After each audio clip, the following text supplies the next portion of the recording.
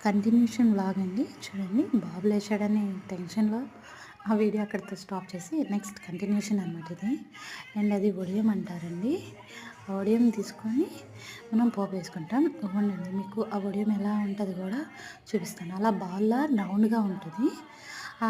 ఉన్న బాల్‌ని రౌండ్‌గా ఉన్నదాన్ని పొడి చేసేసుకొని అంతా కూడాను యాడ్ చేసుకుంటాం అనమాట.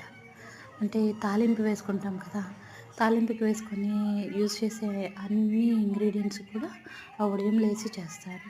అండ్ ఆనియన్ కర్రీ లీవ్స్ వేసేసి ఫ్రై చేసేసుకొని అవి లైట్‌గా మగ్గిన తర్వాత అండ్ పప్పులో వేసుకొని కలిపేసుకుంటామేనండి.